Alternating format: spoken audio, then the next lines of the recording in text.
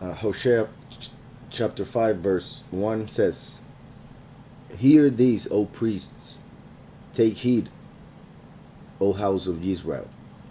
Give ear, O house of the king, for yours is the judgment, because you have been as an heir to Mizpah, and a net spread on Tabor."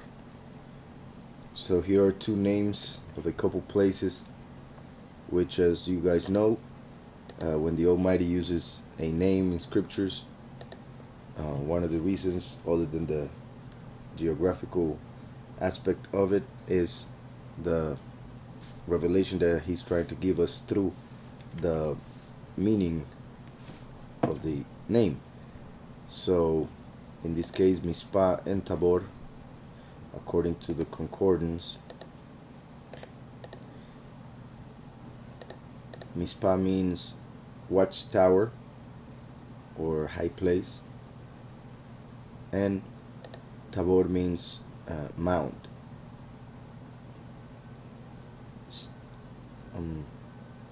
It's also a high place, but pretty much of stone. So two different kinds of high places, Mizpah and Tabor. And as we know, Israel would use high places, and they still do, not only Israel, just pagans, high places to place their idols and go worship, since they believe that since they are closer to the sky, to the heavens, then that they will be closer to their God. Plus, part of it has to do with the fact that fallen angels and certain evil spirits find habitation in mountains. So when people go and worship in a mountain, sometimes they receive certain, have an experience of spiritual nature, and tend to think that that is because they were able to connect with their God while being in that high place, not understanding that there is an entity in that place, and that's why they felt something or saw something or whatever. So here we have two high places, Mizpah and Tabor, which could be connected, as always, to the two parts in which the people of Yahweh are separated, the Israelim and the Yahudim, which represent the many and the few, respectively. So I'm going to continue. And it said, "Hear these, O priests." And as I always do, I normally read the last verse of the previous chapter that we read. So just to do that, in the verses 17, 18, and 19 of the previous chapter said, "Ephraim is joined to idols. Let him alone. Their drink is rebellion. They commit harlotry continually. Her rulers dearly love dishonor. The wind has wrapped her up in its wings, and they shall be ashamed because of their sacrifices." So then he comes to this and he says, "Hear these, O priests, take heed, O house of Israel, give ear, O house of the king. For yours is the judgment, because you have been as an heir to Mizpah, and a net spread on Tabor." So the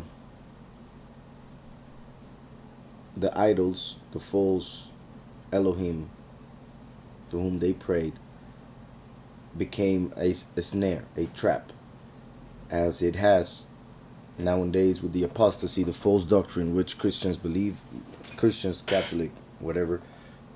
It is a false doctrine, doesn't go according to scriptures in many places, because they take out verses out of context, and that's why I end up with a different doctrine. So it becomes a snare for those who believe in it.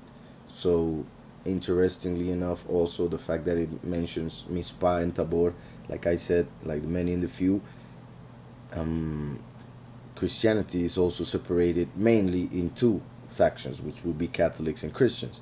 And we know that within Christianity there are a lot of doctrines, and even within Catholicism also, like the Orthodox and different types of Catholics.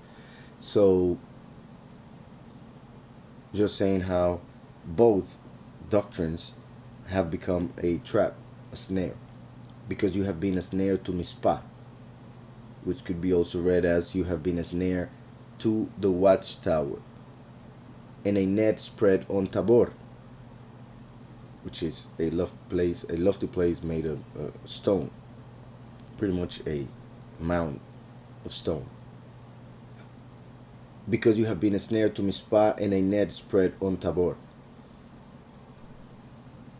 The revolters are deeply involved in slaughter, though I rebuke them all. The revolters. So those who rebel against the Almighty and end up doing sacrifices for their false Elohim on those mountains to make a snare for those who listen and follow. Nowadays, there is a lot of revolt regarding different issues that end up being, well, for instance, Black Lives Matter, which is a organization that is actually looking for something completely different than what the title may want to show. And even the title is not wrong. It seems like, the title has its issues itself, but even if it had to do with black people and their well-being, when you read what Black Lives Matter is all about, you realize that it's not about black people. It's about politics, socialism, and other things that, like, destroying the family core, and many other things which are very detrimental to the society. So the same with the thing, feminism and the protests regarding abortion, which is killing babies. And actually, in the United States, there is a push. Well, they're doing it already. There's a commercial about it, in which the Satanic Church, the Church of Satan, is turning abortions into a ritual. Their excuse is so that the government cannot tell them anything about what they do and how they do it, because it is a religious matter, and according to their laws, they cannot do or say anything when it comes to how they practice religion. So Satanists are turning abortions into a satanic ritual for their believers, their followers, or people who are not or do not claim to be Satanists but want to have an abortion. They can go into the Satanic Church, perform a ritual, and kill their baby through that ritual, and then they won't have to answer to the government, but they will have to answer to the Almighty, because they're actually giving their child to Satan, like they used to do when they would give it to Moloch. So we see here that it says the revolters are deeply involved in slaughter. The revolters, those who rebel against Yahweh, when it comes to the historical and the main point of what he's saying here. But interestingly enough, nowadays a lot of people are revolting in the streets, asking for the right to kill their babies, even to the point in which the Church of Satan is turning it into a ritual. The revolters are deeply involved in slaughter, though I rebuke them all. I know Ephraim and Israel is not hidden from me. Ephraim and Israel, two names that most of the time refer to the many, because Ephraim became very numerous. Ephraim itself means double share, double ash heap, or doubly fruitful. And Israel, he who will rule as Elohim, but as we know, is the name of the whole nation. And when it comes to Ephraim and Israel, the spiritual meaning behind each of the names, when we do want to think of the few and the many, the few would be Israel and Ephraim would be the many, because of what they represent, and when they appear together, that's what they would reflect. So I know Ephraim and Israel is not hidden from me. this is very important also, because nowadays people believe that the Jews are the true Israelites, which is not true. But that society nowadays, because everything was turned upside down, they call good evil and evil good.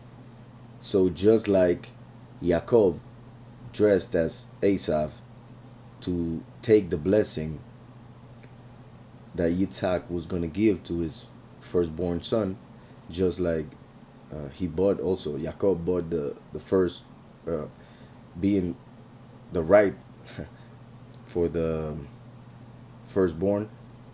Yaakov bought it, and then he received the blessing when he got dressed as Esav. So he was looking like Esav, but was Yaakov. And that was to show that spiritually, in the future, Israel would be seen as Edom, would be seen as a Gentile, as Esav, and Esav would be seen as Israel. And that's why the actual Jewish encyclopedia says that, well, not all of them, of course, but one of them says that the Jewish people of nowadays are actually descendants of Edom, in the most part, because there are other races, if you want to call it that, within what they call Jewish people, like the Khazars, for instance, which are not specifically Edomites, but are called nowadays Jews. So,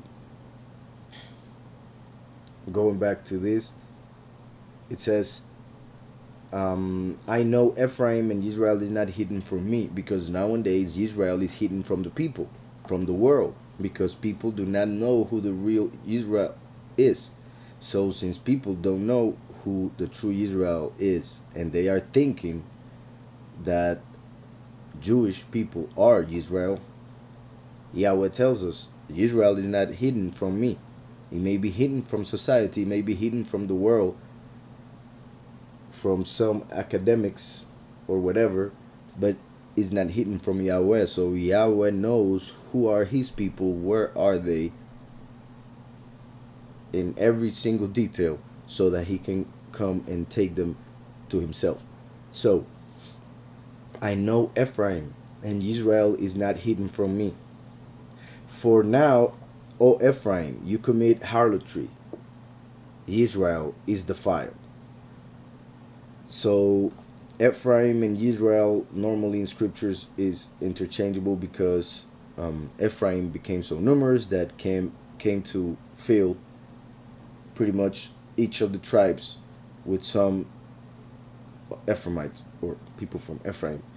So in this case, it says, for now, O Ephraim, you commit harlotry, like the apostasy, like the many who are following idols in one way or another, false doctrines, and therefore idols through those false doctrines. Then he says Israel is defiled. So it's like saying, because of Ephraim doing their harlotry within the tribes of Israel, wherever they may be, they are causing the rest of the people to fall in harlotry with the whore of Babylon. But also remember that the second coming, the witness like Moshe, Revelation 11, comes from Ephraim and is represented in every way by Israel, Yaakov, who became Israel, as I have explained many times before. So, as we know also, just like Yahushua came and died for all those who believe in him, the last comes and pretty much does the same regarding dying for those who believe in Mashiach, which is the doctrine that he teaches. But part of the reason why he has to die, which is a question that many people ask, why would he have to come again and die? There are several reasons. One, he gave the first chance to Israel, and now he's given a chance to the nations. He said that he would appear from the east and from the west, so that everyone in the world would know him. Yet first and last coming would be rejected. Therefore, what happened first is similar to what will happen in these end times. So my point is that through the apostasy of the congregation that was supposed to be the congregation of Messiah, after he came and gave the Ruach, because of Catholicism and other pagan doctrines that started infiltrating by then the church, the congregation started committing harlotry through idolatry for 2,000 years pretty much. So when the last comes, who is represented by Israel, he is tainted through that idolatry or falsehood because he is born within the people, and the people are being taught and teaching themselves because of tradition, falsehood. So when the last, as Zerubbabel, is born in Babel, in confusion, he's taught confusion. So that's why he is defiled through his life, even though one would think that he shouldn't be. But that's why Yahweh is telling Ephraim, for now, O Ephraim, you commit harlotry. Israel is defiled. Because of the harlotry during the apostasy, the last will be defiled, rejected, and killed, so that those who accept him and reject the apostasy of the past 2,000 years can receive salvation of their soul and body and not experience death through the seventh trumpet, as we know from Corinthians and other things that Paul said. So verse 4, they do not direct their deeds toward turning to their Elohim. Their deeds have nothing to do with repenting or getting to know Yahweh. Their deeds have to do with making money, which is one of the main, if not the main, idol of this world. So they do not direct their deeds toward turning to their Elohim. And the fact that they must turn to their Elohim means that they are facing the false mighty one, the false Messiah. Because if they want to see the Almighty, they have to turn. If they want to go to the Almighty, they have to turn back. So that means they are going the wrong way towards the false Messiah. They do not direct their deeds toward turning to their Elohim, like when Yahudah the Immerser said to the people that they should do fruits worthy of repentance. They should start acting, performing deeds that would show that they actually have repented, that they actually wanted to act different than what they have been doing in the past. So they do not direct their deeds toward turning to their Elohim, for the spirit of harlotry is in their midst. The spirit of harlotry, which is the spirit of the great whore of Babylon, which is the one called in Jeremiah the Queen of Heaven. In the New Covenant is shown as evil wisdom, and it is the one that claims to be the mother of God, and that God being, according to that false doctrine, Christ himself, as they put it, which is the spirit of error. Just like Messiah, the true Messiah, Yahushua HaMashiach, is the spirit of truth, then there is a spirit of error, which would be the false Messiah that leads to death through harlotry, which is his mother. So they do not direct their deeds toward turning to their Elohim, for the spirit of harlotry is in their midst. And they do not know Yahweh. They do not know Yahweh. That is important. That is very important, because it is saying that they do not turn to their Elohim. Yet later it says that they do not know Yahweh. So that's a big issue. Yahweh is without a doubt, since the Torah was given, the Elohim of Israel. Yet because of the apostasy of the past 2,000 years, people are not worshiping the Elohim that they should worship. They are worshiping a false Elohim called God, who has a son called Jesus, and that's whom they are worshiping. But that is not the mighty one of Israel, and they actually don't know the mighty one of Israel because they haven't been taught his name. And when you tell them the importance of the name and the true name of the Elohim of Israel, they say that it doesn't matter. So they continue to follow the false entity because they actually do not know Yahweh, and they think it is the same as the false one that they have. So they do not direct their deeds toward turning to their Elohim, for the spirit of harlotry is in their midst. Like a woman who is a harlot and just doesn't feel like going to her husband because she's making a living, she's making money, which in this world is equal to power, by using her own body in a very shameful way, which is what the congregation has been doing for years. Not really caring about knowing the Almighty Creator, Father, Redeemer, and His Son who died for us. They want to know luxuries. They want to know what power money can give. So they want money. They want attention. They want emotions. They want a partner. They want a house. They want a car. But they do not want real life. They don't want Messiah. They don't want to know who is the one who gave them life. Not understanding that even if they had all the money and all the cars and all the whatever they please, without Yahweh, that will be their own destruction. So they do not know Yahweh.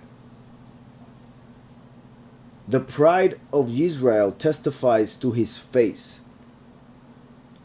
The pride of Israel testifies to his face. Then it says, well, and pride is something which is bad, of course, but, and well, actually, because of the word that is using in Hebrew, could be seen also as the iniquity or the sin of Israel testifies to his face. And as we know, the last who comes as a prodigal son, and because of being born in confusion, falls in sin, like the prodigal son, because he taught the same false doctrine of the apostasy as everyone else. He becomes pretty much the pride which will have to testify against Israel, his own people. He's testifying like a witness. Pride because, or sin because he fell in the same sin as everyone in the false doctrine called Christianity. And he appears as a thief in the night. He's seen as evil because he seems prideful, because he seems to direct, because he tells the people that they are doing wrong, which is the testimony, the ministry part of it. So he's going to be hated. And he comes to die for that sin. So he fell in the sin of confusion, so that when he is killed, he kills the sin of confusion. So that's why it's like the pride of Israel testifies to his face. That could be seen as the last appears to testify to the people, because he fell in the same thing as the people. Yet the people do not accept him, do not accept what he has to say, and instead reject him and kill him. But other than that, the obvious part, or what is being said here, is that the way Israel acts shows how sinful they are, how the fact that they are so proud regarding falsehood, regarding the false names, regarding, for instance, when it comes to Jewish people rejecting Messiah and putting curses on people who try to find Messiah in scriptures, stuff like that. All of that is pride, thinking that they are so right that they can forbid others from seeking knowledge, which shows that they are worried that you may find something, like the fact that they are wrong and they are following Satan. So the pride of Israel testifies to his face. Therefore Israel and Ephraim stumble in their iniquity. Yahudah also stumbles with them, because even the few were part of the many. Most of us, if not all, who are right now listening, before we came to know the true doctrine, Yahweh and the Messiah, Yahushua, most of us were Christians or Jewish. And that was, like it says here, Therefore, Israel and Ephraim, like Christians and Catholics, stumble in their iniquity. Yahudah, or the Jewish people, also stumble with them. And also Israel and Ephraim and Yahudah shows how the witness like Moshe, or Eliyahu, witness like Moshe and Messiah, would have to come. Eliyahu was from Israel for sure, one of the 12 tribes. Ephraim is the tribe, hence the last comes. And Yahudah is the tribe from which Yahushua came. So, verse 6. With their flocks and herds, they shall go to seek Yahweh. With their flocks and herds, they shall go to seek Yahweh. But they will not find him. So the many, there will come a time when they will be ready to seek his presence. Like for instance, nowadays with the corona, a lot of people are afraid. So they're seeking his presence, not because of the right reasons, but because they're afraid. So when you do something afraid, first of all, you're not going to do it right. And since those are not the right motives, you're going to, or not you, but people will seek his presence in the wrong way, the way their pastors, for instance, in the false doctrines tell them. So they will end up doing circles like Yisrael in the desert. So with their flocks and herds, like the congregations, they shall go to seek Yahweh. They will finally decide to go and seek his presence. But they will not find him, because they are seeking Jesus, God, through false doctrines. They don't read scriptures, or read some and take out of context most. And also the fact that when they decide, the many that is, to go and seek the presence of Yahweh, it will be too late, because by that time the two witnesses would have been already killed. So the fact that they kill the two witnesses and then decide to seek his presence but not find him is because they themselves killed those who brought the presence of Yahweh. So that's why they won't be able to find him, because they will be seeking in a different way than what they were told by the two witnesses. With their flocks and herds, they shall go to seek Yahweh, but they will not find him. He has withdrawn himself from them. He has withdrawn himself from them. This is important for two reasons. Well, many other reasons, but two of them. The one I already mentioned, the last, which is the second coming of Yahweh to this earth, appears and they kill him, but then they go and seek his presence, not knowing that they just killed him, because he appears as a thief in the night. So once he dies and resurrects, as Revelation 11 says, he will go up to heaven and disappear from this earth for a while. So that's why he has withdrawn himself from them. But also when it comes to the past 2,000 years, since the congregation withdrew itself from Yahweh, from the Ruach, going to Rome, to paganism, then the Ruach HaKodesh withdrew itself from the congregation, from the people. So now people actually worship other entities, like I have said many, many times. But one of the things that is important with this verse is that a lot of people, when you tell them about the true names, they say that they have had prayers answered in the past. So to them, that is proof, without actually checking scriptures or anything else, really thinking a little bit about it. They believe that is proof that they have the right teaching, or the right name, or the right mighty one, or that it doesn't matter for that matter. So they reject the true names, claiming that they already communicate with the Creator and receive prayer answers to prayers.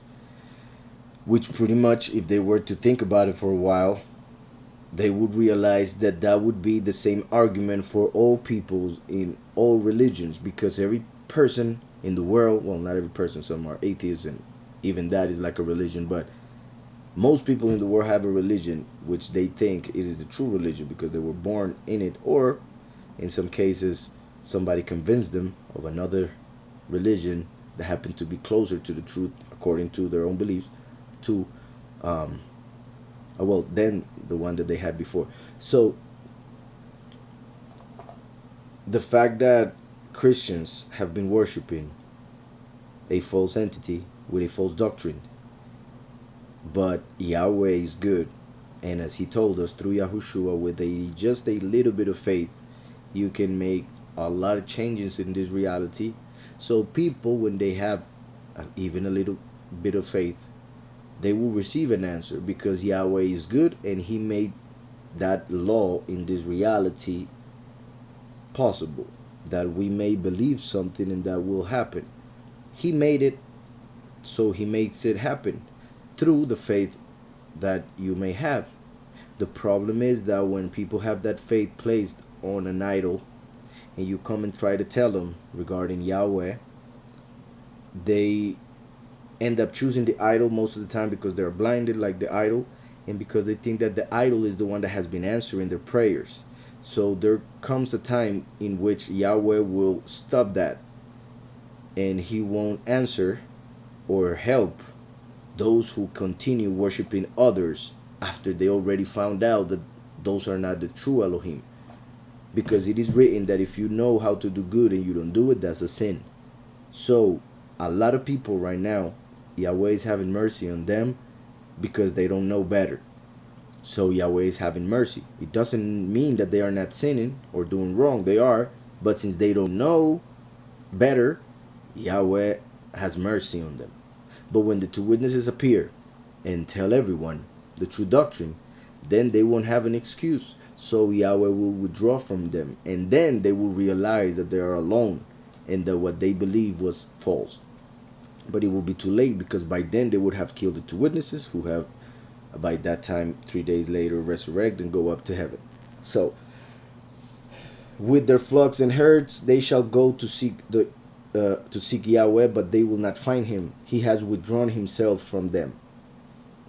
They have dealt treacherously with Yahweh, for they have begotten pagan children. That is huge. That is amazing. Israel started begetting pagan children because they entered a pagan religion, a pagan doctrine. It says pagan, but the literal translation of it from the Hebrew would be strange, because they are not Yahweh's children. So that's why they translated also as pagan, because they taught their children, their people, their sheep falsehood. So they have dealt treacherously with Yahweh, like a harlot pretty much, for they have begotten strange children. They have had children with other entities, just like, for instance, as a pastor, and we see it in scriptures, even though I have seen some other people, perhaps from not understanding certain things or seeing some issues with Christianity, they go against this that I'm about to say. But in scriptures we find that there are two types of parents, spiritual and physical. So the physical is the obvious, the genetical parent, which puts his seed in a woman, and then Yahweh forms that baby in that woman, and then there's a baby who is the son or daughter of these two people. On the other hand, we see in scriptures that when a person teaches the spiritual way to the Almighty, to somebody, and that somebody believes in it, connects with that teaching, and puts it to practice and starts doing what he has learned, that person becomes a spiritual son, because the teacher would be putting the seed, which is the word of Yahweh, in that person through the ruach in which that person is immersed. The ruach is feminine. The pastor, the head of the congregation, as Paul said, should be male. So the pastor as a male and the ruach as a female are the ones that give birth to the person that believes in the congregation. So that person becomes a child of Yahweh through that man who taught him the word of Yahweh, which is the seed. So that man becomes the spiritual father of that person. The issue with that is that many people began to tell the people that they wanted to be called fathers. So then they became like they just wanted the title, they wanted the honor, and a bunch of other things, and they were teaching their spiritual children to go towards Satan, because as we see here, they have begotten strange children. So they are not Yahweh's children, those whom the Pharisees were saying that they were Yahweh's children, or Elohim's children as they would say. So we see in scriptures many times that a pastor, a preacher, is the spiritual father of those in whom he has placed the seed of Yahweh, which is the word of Yahweh, the name Yahushua HaMashiach. And that's why the witness like Moshe, is represented by Yaakov, who became Yisrael, the father of the 12 tribes, because the last comes and through the doctrine of Yahushua becomes the father of the 144,000, the 12 tribes. They have dealt treacherously with Yahweh, for they have begotten strange children. Now a month shall devour them and their heritage. This verse is huge. Now a month shall devour them and their heritage. Some translations write new moon, but that's not what it says, as I have explained in previous studies. They normally translate Chodesh as new moon. Chodesh actually means month, and comes from Chadash, which means new. So it could be translated as new month. However, Yahweh in this case is not talking about one day, which is the new month, the first day of the month. He's talking about the whole month, so 30 days, in which the many who rejected 2 witnesses and killed them will have to die and then be justified and resurrected as the people of Israel, under the few who would be the kings and priests of Israel.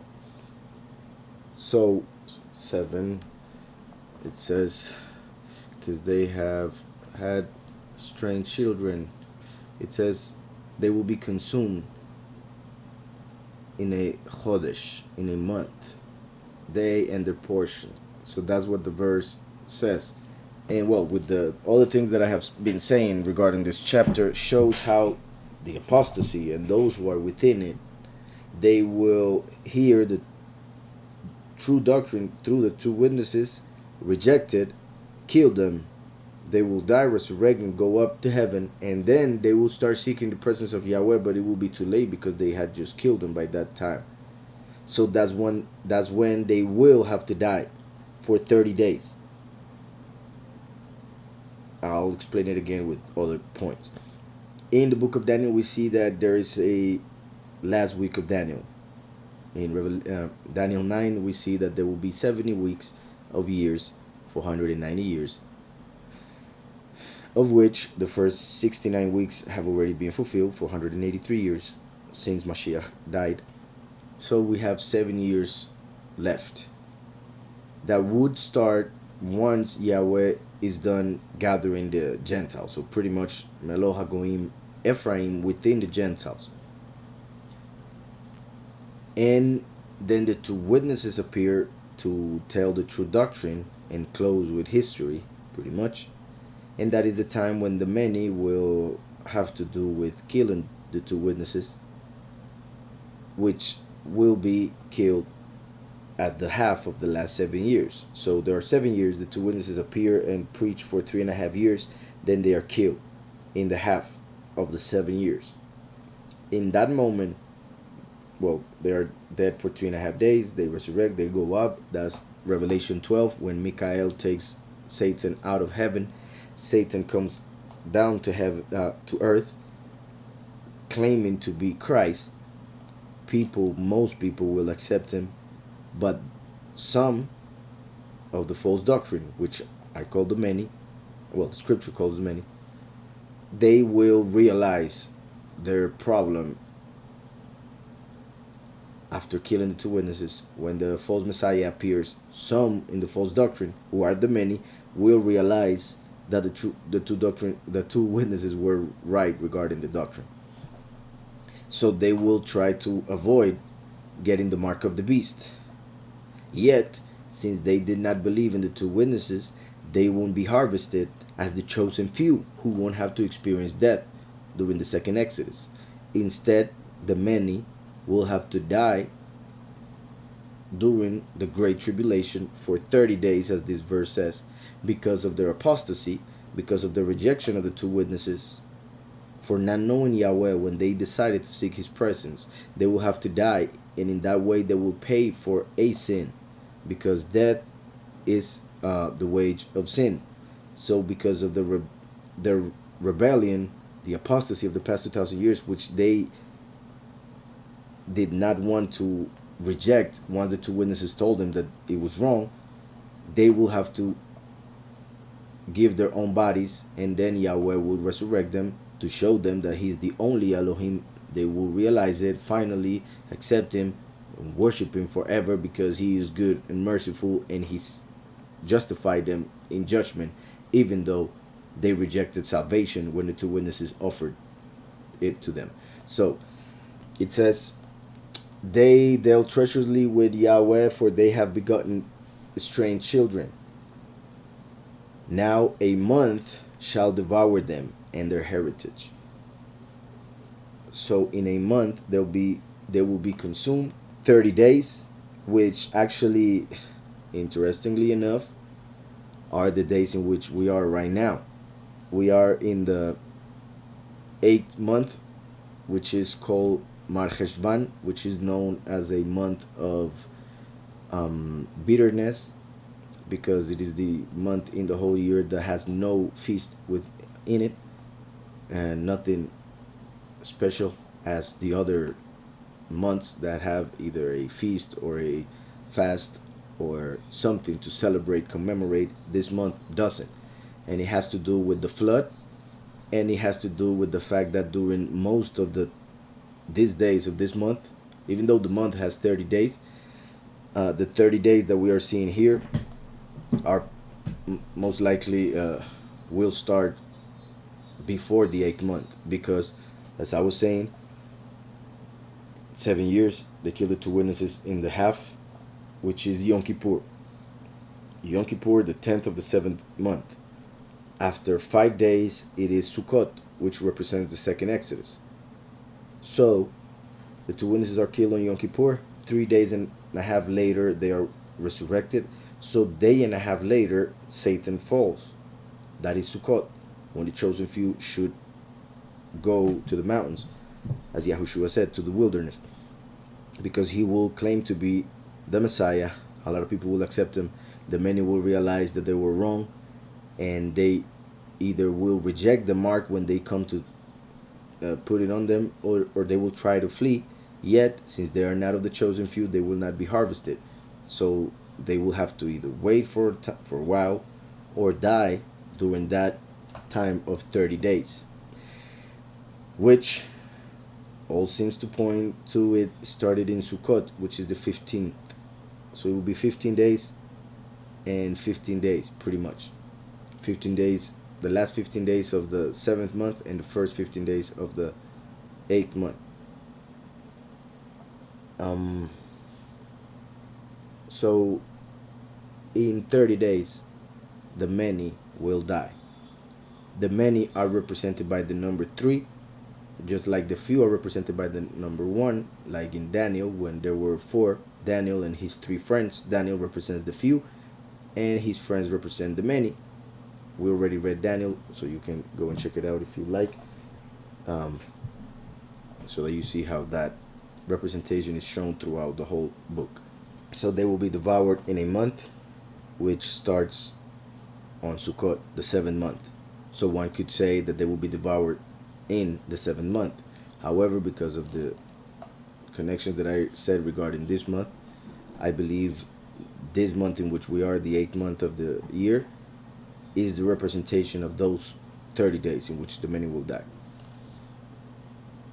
Then it says, verse 8, blow the ram's horn in Gibeah. Blow the ram's horn. As I was saying, the two witnesses would die on Yom Kippur. They would be captured on Yom Teruah. Yom Teruah means the day of blowing the horn. So Yom Teruah is when the horn is blown, because people should realize that the two witnesses are captured. Who are the two witnesses once they are captured? So they would have 10 days to repent and believe after Yom Teruah. 10 days later they are killed. Now the door is closed for mercy. So if people decide to repent afterwards, they will have to die. If they repent before and act as they are told by the two witnesses, of course, they will be transformed with the chosen few. They would be part of the 144,000. So the fact that it says blow the ram's horn right after the 30 days that it mentioned pretty much confirms that those 30 days start on the 7th month, which is the month which starts with blowing the horn. So like I said, it had a connection with the 8th month because it's called a month of bitterness, and because it's connected with the flood, like the days of the Son of Man would be like the days of Noah. So when the Son of Man goes away, the flood of the many will come. So it's also connected with the 8th month because of the fact that it extends from the 15th of the 7th to the 15th of the 8th. That will be 30 days. Yet it all starts on the 7th, which starts with the blowing of horns. So the fact that it says that there pretty much confirms the fact that the second Exodus will be during the 7th month. Blow the ram's horn. And also, just in case there's any misunderstanding here, in Yom Teruah there are 4 types of blowing of the horn, or ways of blowing the horn. 4 sounds that are given, which represent many things, but one of them represents the 4 feasts that are left. So Yom Teruah, a person blows the horn 4 times to represent Yom Teruah, Yom Kippur, Sukkot, and Shemini Atzeret. So the last blowing of the horn represents the last feast, which would be the last trumpet, which will be when the chosen few are gathered, which is on the 22nd of the 7th month. So the blowing of the horns of the first day of the 7th month represents the 4 feasts. So verse 8 says, blow the ram's horn in Gibeah, the trumpet in Ramah. Cry aloud at Bet Aven. Look behind you, O Benjamin. Look how it says 4 things before verse 9, which I'll read it in just a moment. But like I said, there are 4 ways of blowing the horn on the first day, which represent the 4 feasts of the 7th month. Blow the ram's horn in Gibeah, as in Yom Teruah, when the when the 2 witnesses are captured. And blow the shofar in Gibeah. Gibeah means a hill. So blow the shofar on a hill, like on the like within the kingdom of Yahweh, which is represented by a mountain, and also on a high place, so that more people will listen, will hear it, of course. Then it says the trumpet in Ramah, which means a hill also, a high place, just like the 2 witnesses who are as watchtowers, high places spiritually, will be captured on Yom Teruah and then will be killed on Yom Kippur. So blow the shofar, blow the trumpet on Gibeah, on Ramah. Then it says cry aloud.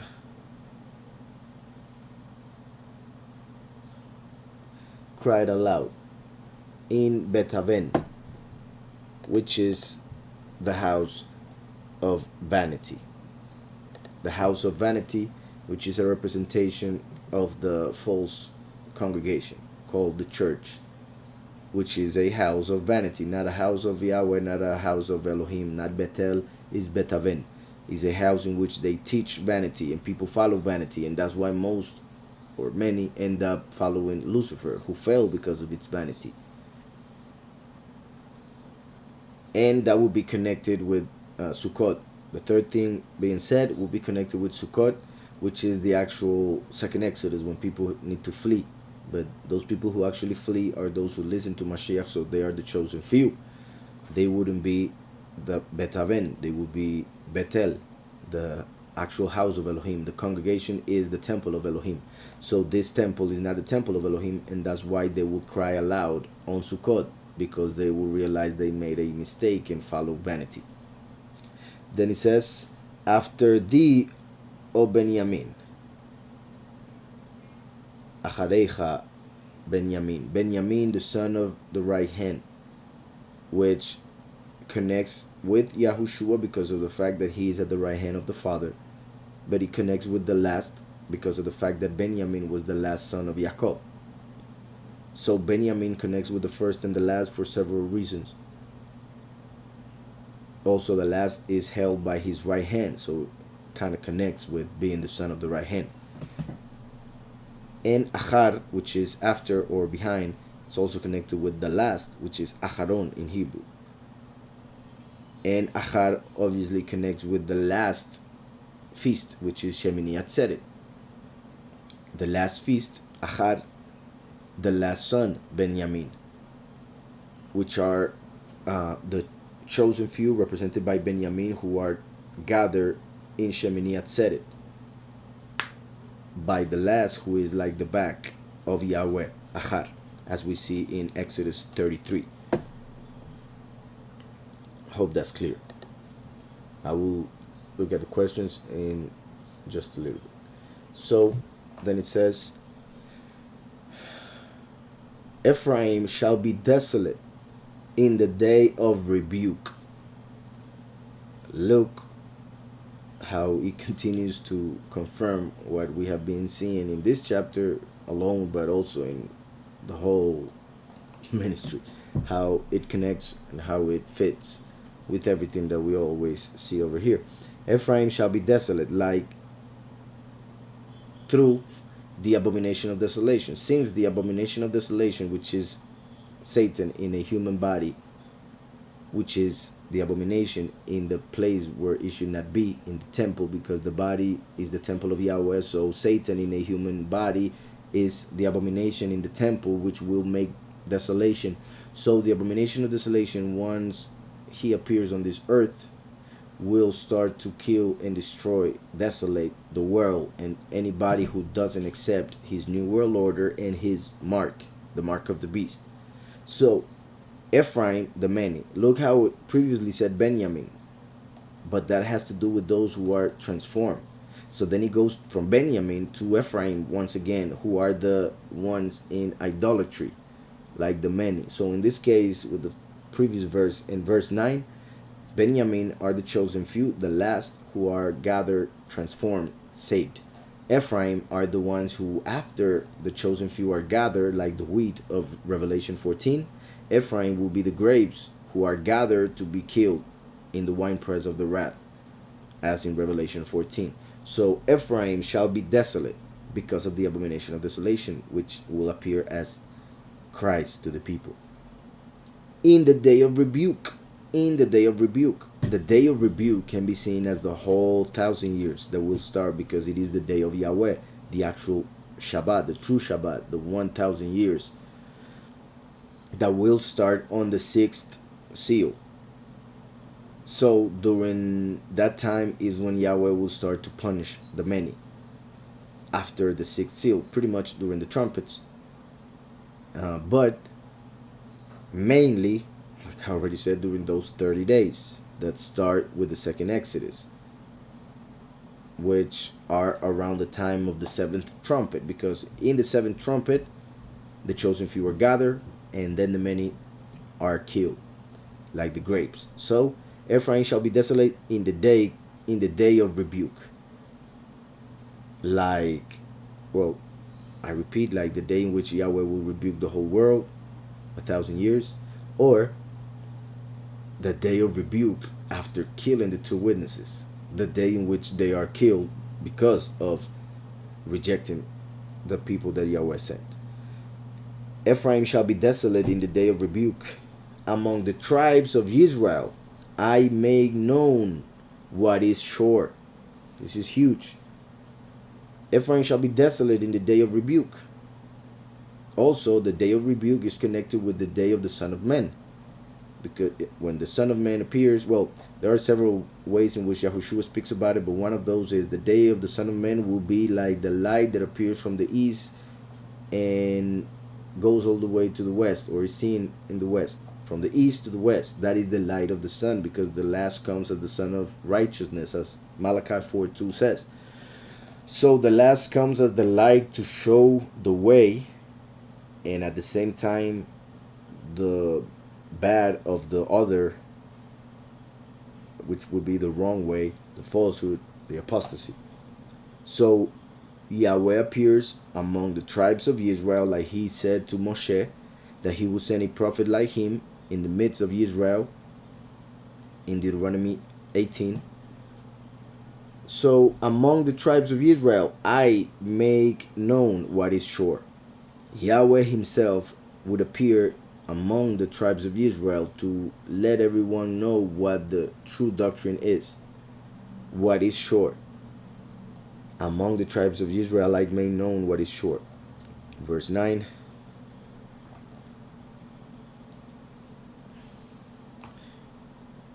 All right. I make known what is faithful, could be said also. And interestingly enough, Yahweh calls the last the faithful witness. Verse 10. The princes of Yahudah are like those who remove a landmark. The princes of Yahudah are like those who remove a landmark. A landmark as to know the way. A mark in the land so that you know where you should go and where you are in life. But the princes of Yahudah, the leaders of the people, the kings of this world, they took away Yahushua HaMashiach, which is the landmark. Yahushua is the way to Yahweh, is the sign that leads us to the Father. Yet they rejected him and took him away. By taking away the name, people now don't know where to go, how to go, and they only follow the false Messiah, which is the way that leads the other way. So the princes of Yahudah are like those who remove a landmark. I will pour out my wrath on them like water. That is huge. Because Yahushua is the water of life. And he is the landmark which they took away from the people. So now Yahweh will pour out as water his wrath on them. As water, which could be said that it is not water. Like the fact that the days like the coming of the Son of Man will be like the days of Noah. And just like with Noah was water, now it will be with fire. But fire, like water, would be lava, for instance. And it says the princes of Yahudah are like those who remove a landmark, like that pointing to the Father. They removed it or changed it for it to lead to them and the false Messiah. I will pour out my wrath on them like water. Yahweh, because of them taking away the landmark, which is Mashiach Yahushua, whom he sent, Yahweh will pour on them his wrath like water. And we see in Revelation 12 that when the abomination of desolation appears on this earth, the serpent, the abomination, will send a river from its mouth, which will be an army.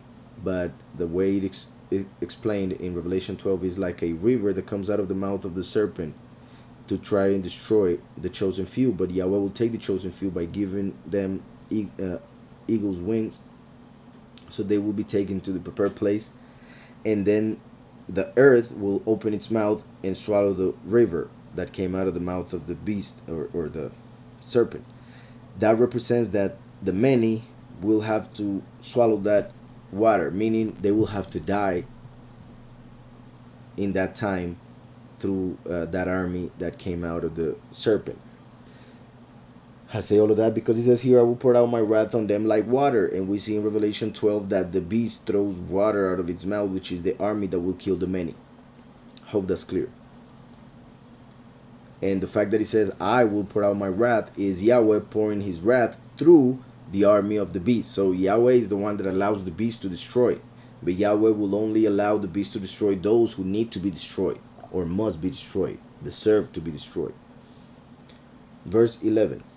Ephraim is oppressed and broken in judgment. When judgment happens, Ephraim will be broken. Also, when it comes to judgment, Ephraim is not able to do it right. Ephraim is not able to judge things. That's why it is in a wrong doctrine. That's why it is following idolatry, because it's not able to judge correctly. Ephraim is oppressed and broken in judgment because of the oppression of the enemy. Judgment is taken away because of the oppression. The person is not able to judge correctly. So because of the oppression of the fallen spirit, the people of Yahweh, as Ephraim in this case, have been oppressed and therefore broken in judgment. Because he willingly walked by human precept. This is huge also, very important. Because we know that we should not follow commandments of men, which are pretty much false doctrines. Because the true doctrine is the commandment of Yahweh, but then men took the commandment of Yahweh, turned it around, did a little change here, change there, and then made a new doctrine, and that became the commandment of that man, which a bunch of men started following. So, Ephraim is oppressed and broken in judgment because he willingly walked by human precept. Because he willingly decided to follow human commandments. Therefore, I will be to Ephraim like a moth. Therefore, I will be to Ephraim like a moth, and to the house of Yahudah like rottenness. And to the house of Yahudah like rottenness. So, I will be to Ephraim like a moth, and to the house of Yahudah like rottenness. In this case, it obviously means, when it says Yahudah, well, Ephraim, the many who are within Christianity following a false doctrine. Yahudah, since the few by this time would have been harvested already, like Benjamin, like we saw a couple verses back. Yahudah in this case would represent the leaders, like it said earlier, the princes of Yahudah. The princes of Yahudah are like those who remove a landmark. So the leaders of the many, like the Pharisees. Or even if we just want to see Ephraim as Christians, Yahudah would be those of Israel who are within Judaism. So Ephraim is oppressed and broken in judgment because he willingly walked by human precept. Therefore I will be to Ephraim like a moth, to the many, to the Christians, and to the house of Yahudah like rottenness. To those who reject Messiah Yahushua still, they will be like rottenness. When Ephraim saw his sickness and Yahudah saw his wound, then Ephraim went to Ashur, to Assyria, which means a step forward. So it could be said, when Ephraim saw his sickness, then Ephraim decided to step forward. And Yahudah saw his wound. Then it says, then Ephraim went to Ashur and sent to King Yareb. Yet he cannot cure you, nor heal you of your wound. Look how it says their wound. So it would be as saying that Ephraim went to Ashur and Yahudah sent to King Yareb to try and heal the wound. But Yahweh tells them that king cannot heal you, just like Satan cannot heal the congregation, just like the false Messiah cannot heal the church. So let me see Yareb, which sounds very similar to Yared, but there's a difference in the last letter, of course. And I say that because of Yared Kushner, of course, whom a lot of people see as the Antichrist. I'm not saying that that's the case, I'm just saying the similarity with the name. Yareb, which means contender. He who contends. So when Ephraim saw his sickness and Yahudah saw his wound, as in the many and those who are within Judaism rejecting Messiah after the two witnesses are killed will get sick and wounded. Actually, their false doctrine, the false doctrine in Christianity is a sickness, and the rejection of Messiah is a wound. Just like somebody can die of a wound, those who reject Messiah will end up dying eventually if they continue in that way. And the sickness of the many will eventually kill them as well, as unless they accept Messiah to be healed from that sickness. So it says, then Ephraim went to Ashur. Ashur represents the beast in the negative sense, of course, since step forward normally seems positive. When it comes to that, as a nation, as an empire, was a representation of the beast, the New World Order. So Ephraim, when he gets sick, goes to the government, sadly, instead of going to Yahweh. Then Ephraim went to Ashur and sent to King Yareb, sent to the king who is the contender. Sent, this Yareb would represent the beast who contends against Yahweh, the little horn who speaks huge or, well, blasphemous words against the Almighty and his people. So Ephraim went to Ashur and sent to King Yareb. Yet he cannot cure you.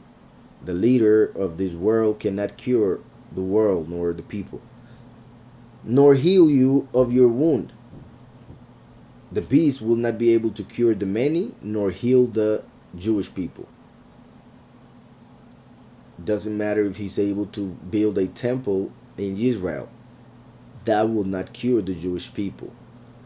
Only Yahushua, the true temple of Yahweh, can cure the Yahudim. So, yet he cannot cure you nor heal you of your wound. For I will be like a lion to Ephraim. This is also very important. Yahushua came as the lamb. Now the second coming is as the lion. What's interesting about that is that just like Yahushua came genetically from Yahudah, so many people call him the lion because he came from Yahudah and the lion is of Yahudah. Yet he came as the lamb from Yahudah. So he had both natures just like the last, but in a different way, because just like I always say that what the first fulfills in a spiritual way, the last fulfills in a physical way, and vice versa. So Yahushua came from Yahudah, but as a lamb, whose earthly father was called Joseph. So he was a son of Yahudah and a son of Joseph.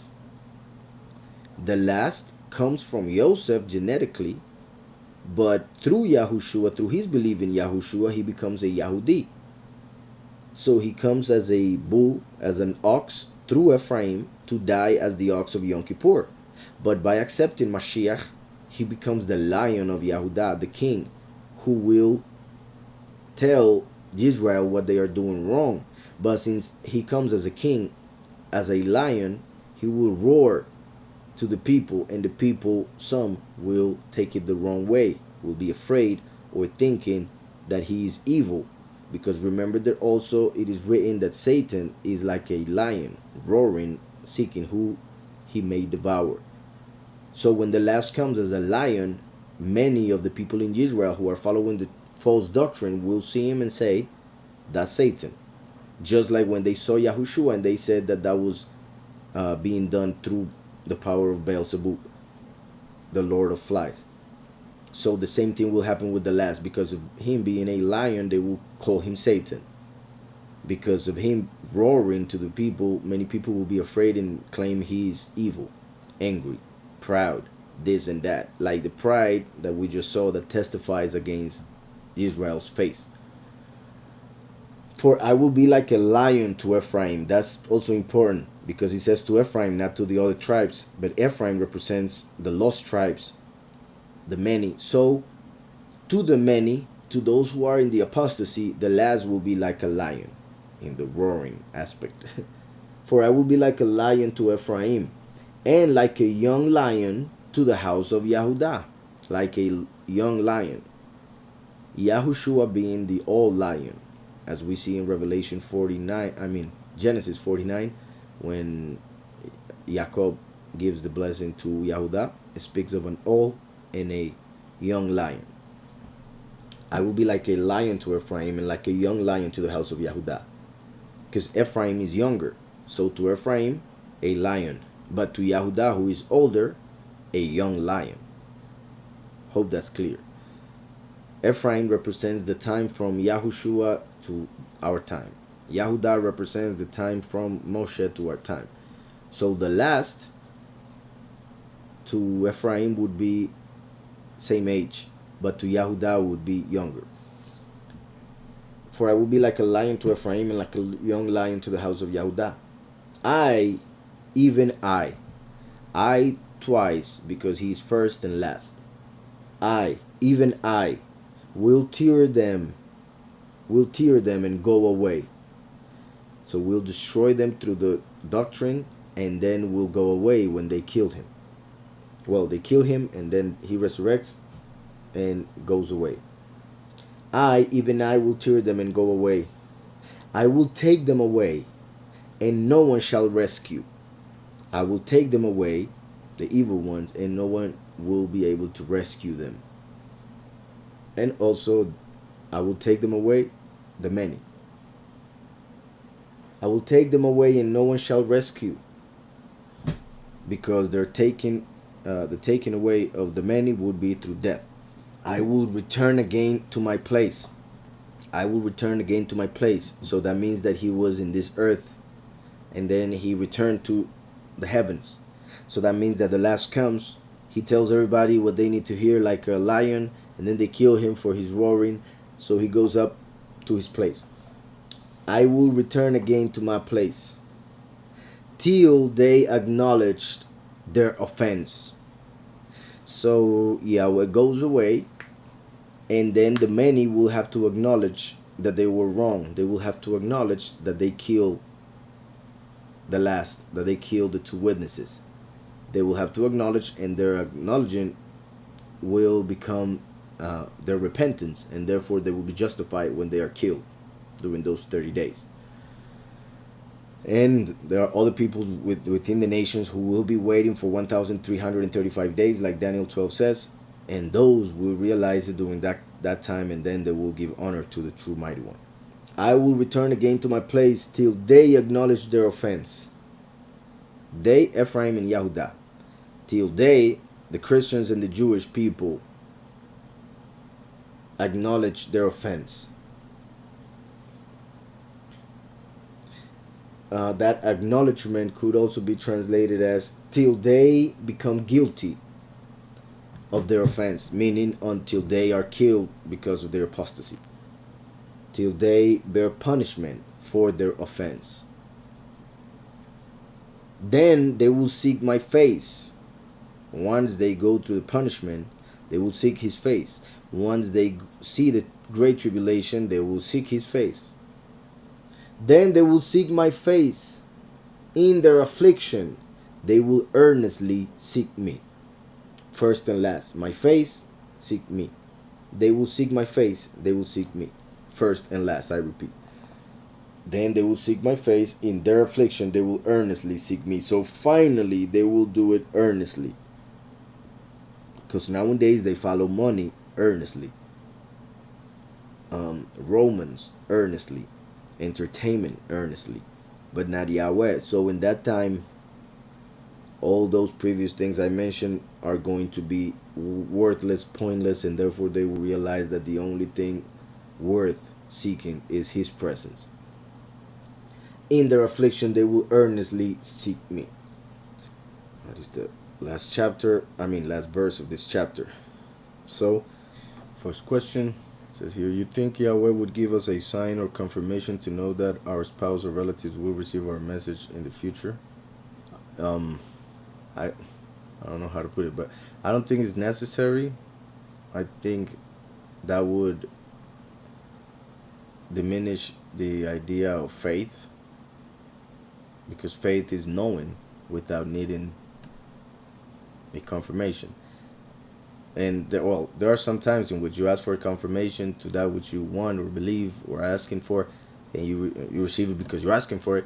So you can ask for it, but I believe that part of it is your faith in the fact that Yahweh is merciful. There is time; He will take care of it. You continue praying, you continue doing your thing, and He will take care of it. So we must have faith that it will happen. If you want, you can ask for a sign, confirmation, but I believe that is part of lack of faith. In this case, at least, the way you're saying it. And also because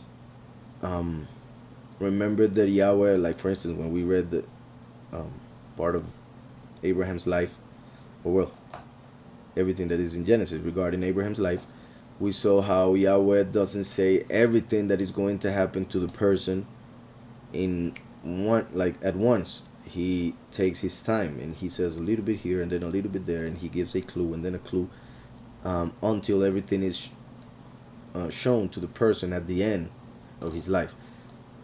So in this case, I believe it's pretty much the same.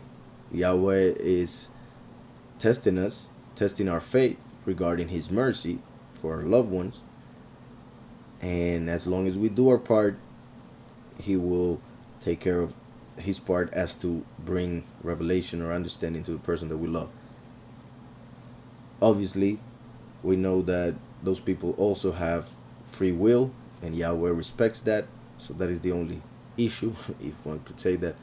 But I repeat, we should pray, we should have faith, and believe that it will be so, because we see many examples in scripture regarding that. And I say all of that because I'm not sure what kind of sign or confirmation you mean, that Yahweh is evil or anything like that. So I mean, isn't, like I'm saying, it's pretty much an excuse to say that because of your trials, because of what you're going through, I don't believe in the Elohim you have. But then when they go through trials, they don't want to speak about it. Let's not talk about it. So that is hypocritical, I believe. And you need to understand that the trials are allowed by Yahweh.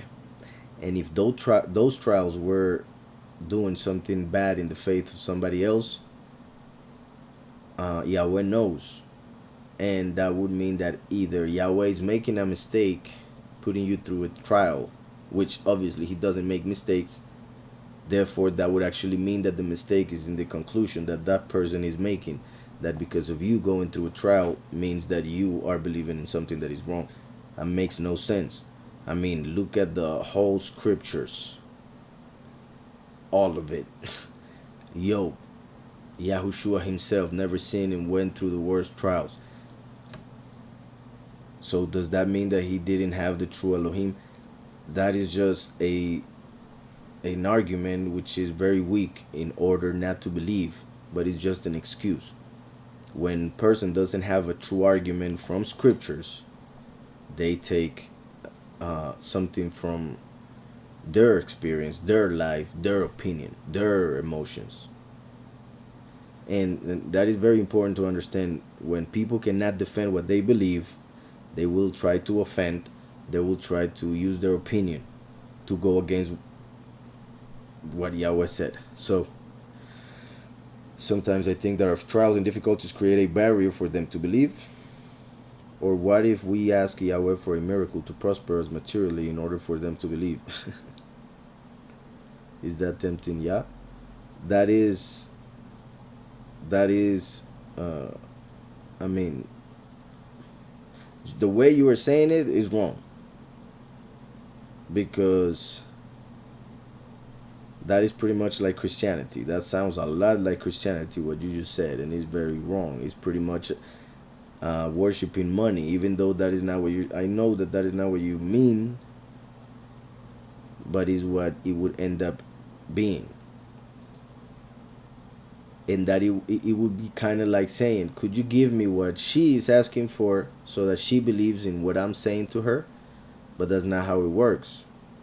She needs to understand that what she is asking for is not what she needs. That she needs what Yahweh is asking her to do. And then she might be prosperous materially. But she first needs to be prosperous spiritually. Because if you are prosperous materially without being so spiritually, that prosperity will actually destroy you. So you could ask for that, but that could bring your destruction and your marriage and the whole thing. I mean, you can ask for the miracle, doesn't mean that you are going to receive it. And if you don't receive it, then that would be another reason why that person won't believe in you, not understanding that that was not the will of Yahweh. And it says, if someone already lives somewhere very secluded, like 100 acres of land, does that person still flee somewhere or stay?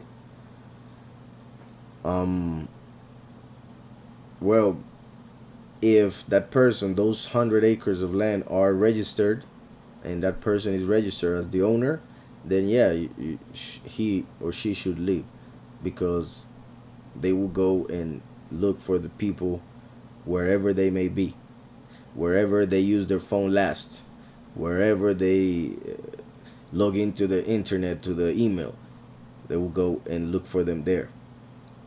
So although I would love to be in a place like that, like you just mentioned, and have a land like that to enjoy, when the time comes, those who are the chosen few will have to flee wherever they live, because other people know them, and other people, when they are asked, they will say, yeah, he lives there, he's right there, go and look for him or her.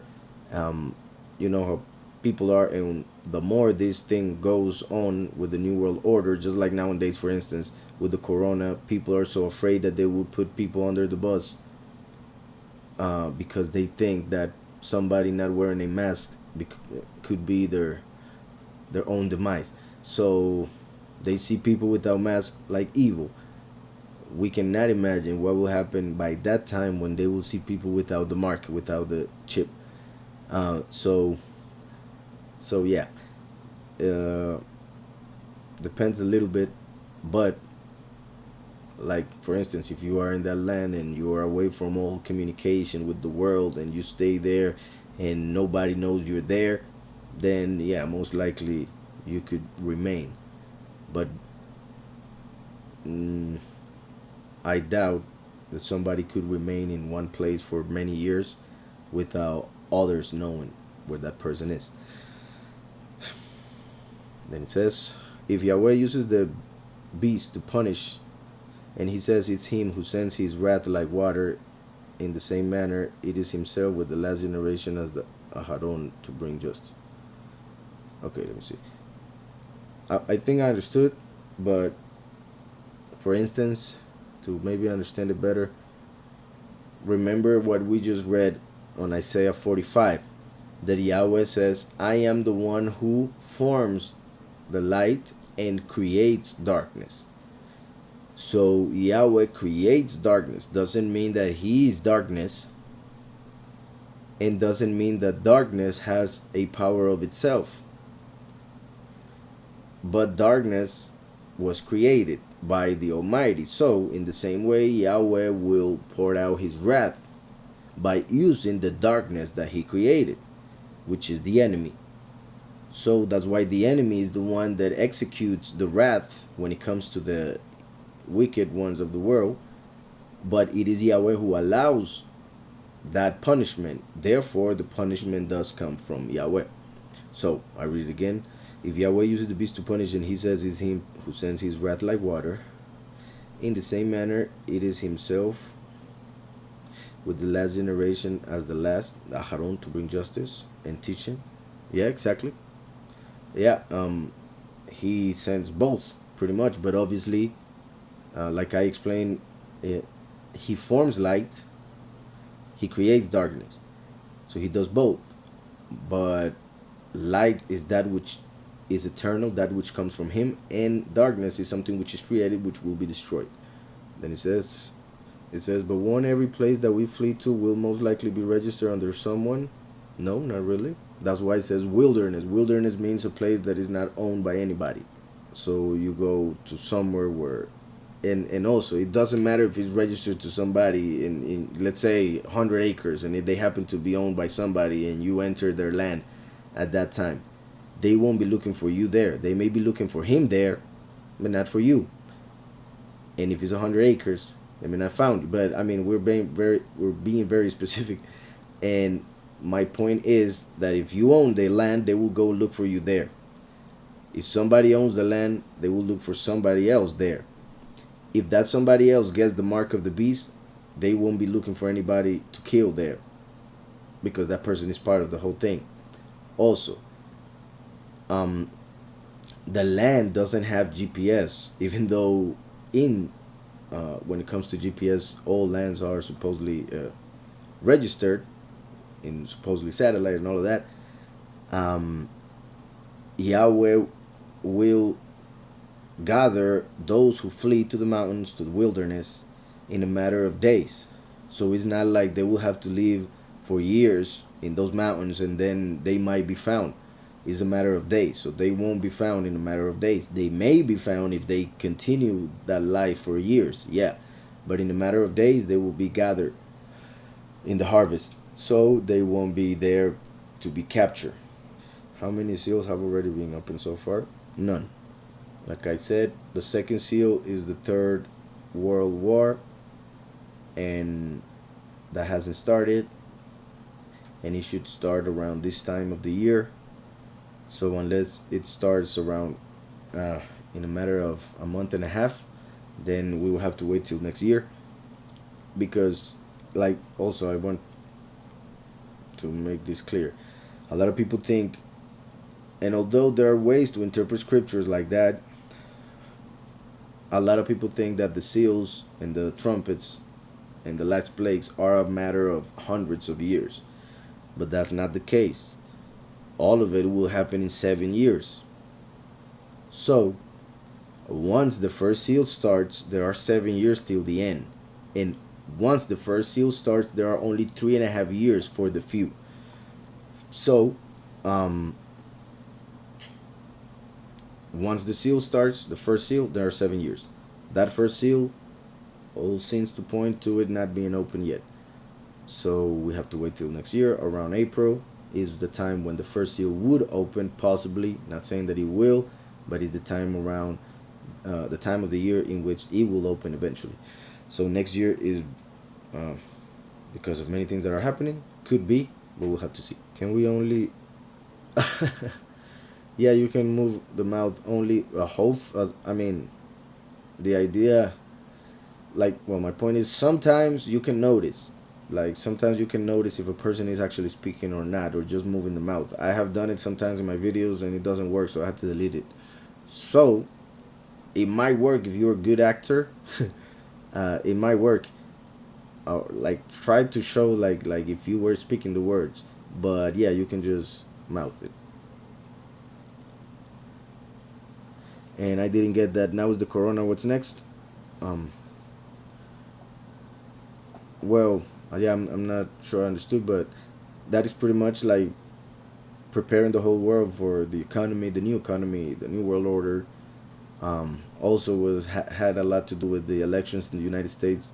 All of a sudden, after the elections, there are news coming out saying that Corona seems to be not as bad as they were saying, that it is not as contagious, and that perhaps reunions can start again in sports arenas and all of that. So right after the elections, all of a sudden, the corona is not as bad, at least in some news in the United States. But yeah, we'll see. I think that it has a lot to do with the injection that they want to put in people. It says here, do you have a study on the book of Revelation? I would like to hear your view. I do believe we have a lot of studies regarding that, but I'm not sure if we have like the whole chapters like we do in Spanish. But yeah, you can. I mean, all we do is speak about the end times, pretty much. So I do speak a lot about the book of Revelation. However, I am not sure how many full chapters are recorded and explained on this channel, but you can look for them. I encourage you to do so. Hopefully you'll continue to listen and follow the channel. Hopefully you'll subscribe. So yeah, I guess there are enough studies for you to learn part of our view regarding the book of Revelation, and I guess eventually we can read the whole book of Revelation, since we are reading entire books now, and we already read Daniel, which is kind of like Revelation. Could the Democratic Party be linked to the water that comes from the dragon because they call themselves the Blue Wave? interesting point, Omar. Um, the only thing that I see there though is that, remember, the United States is just one country, and a lot of people tend to, since it is a very important country, no doubt, a lot of people who are in the United States tend to believe or see the United States as the whole world, which is not the case. So that would be the issue, because the Democratic Party, as the blue wave, is only something that is going on in the United States, even though it will affect the whole world. Yes. Um, well, one thing that I do think it is interesting regarding Biden winning is that he won't rule. He's just the face. And as we know, Obama is working behind stage, and Obama has a lot of evil connotations. So this could end up very bad for the world, no doubt. But we would have to see if through it the beast rises up. Because if through the Democratic Party the beast rises up, then yes, you could say that the blue wave could be connected to the river that comes out of the mouth of the beast. But for now, we will have to see how it goes and how much Obama starts to appear, if so, or see who is the one who will rule, because it won't be Biden, that's for sure. Um, Ephraim is going to awake after these things, Corona and the U.S. election. No, they're gonna awake until the two witnesses are killed. Because if they awake now, they will be part of the few. So they will remain asleep until the two witnesses are killed, which is when the door closes, and then they will realize they were wrong, but it will be too late, so they will have to be killed. But from Ephraim, some will listen, wake up, and become part of the few, but then they won't be Ephraim. So hope that answers your question. Like being the army that the dragon uses to go after the many, like I said, it's possible, but we have to see how that government is gonna start building up.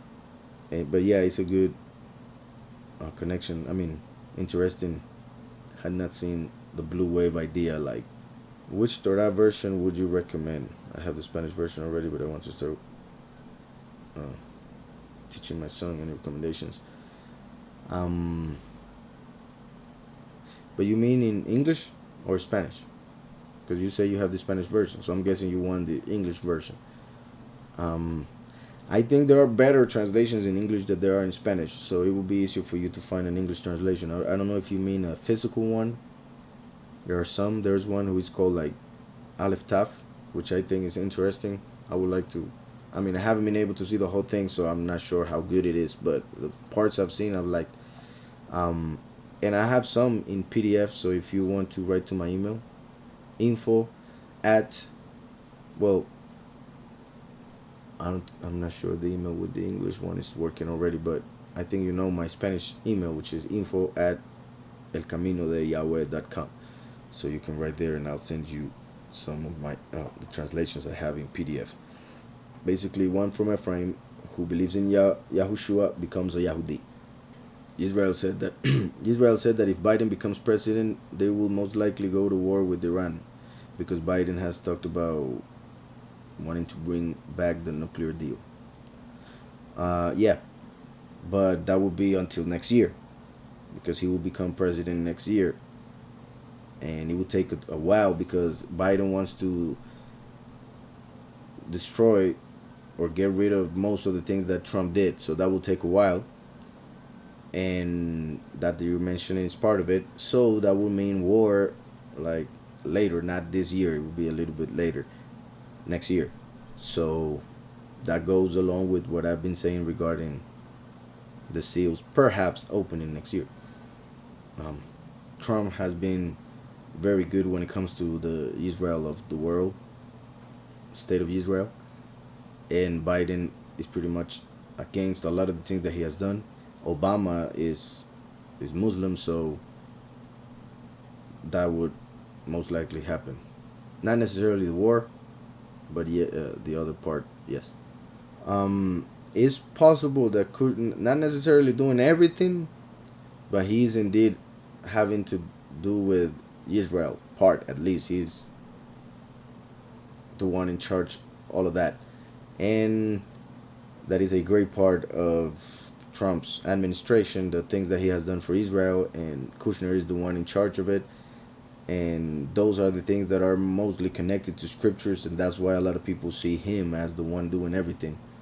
um, and I don't know, I've seen certain things in Kushner and also in certain shows on TV and stuff like that, in which I believe, I don't know if it is just a coincidence. I don't believe in coincidences, so it is weird. But I've seen certain actors, certain characters in certain shows which seem to look or act a lot like Kushner, and they always appear to be very evil and with the alternate motive regarding what they do and stuff like that. So I think it might be the case with Jared Kushner. Perhaps they're, you know how they do predictive programming. Perhaps they are doing that with Kushner, and he may become something later on. But yeah, when it comes to Kushner, some say that he's super wise, super smart, and he's making a lot of the decisions that come out as Trump's.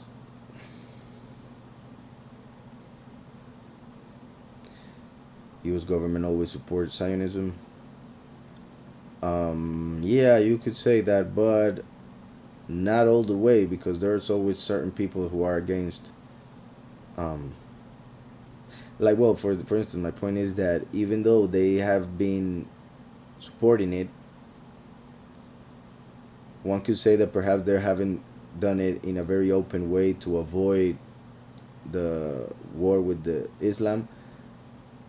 But Trump is the only one who actually did what many other presidents said they would do regarding taking the embassy to Jerusalem. He did it. A lot of people said they would do it. They never did it. They didn't care. And the same with other things that a lot of presidents of the United States have said that they are with Israel and that they are going to do this and that, and then they don't do it. But most of the time it is because, well, like I have said, and I said it yesterday also, Yahweh is the one who decides when things happen. So even though they have been wanting to create war for a long time because he makes money, Yahweh has not allowed them other than to make rumors of wars, which is what Yahushua said would happen before the end. When Yahweh allows the second seal to be opened, well, Yahushua will open the second seal. In that time, Yahweh will give a sword for the beast to take away the peace from the earth.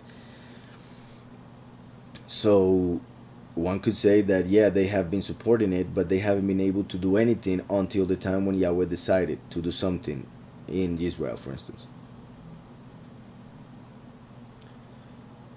That's right, Obama. Yeah, Omar. Biden won't support Israel just like Obama did it. Yeah, they won't, but they will act like they do. So we need to see how that would turn out.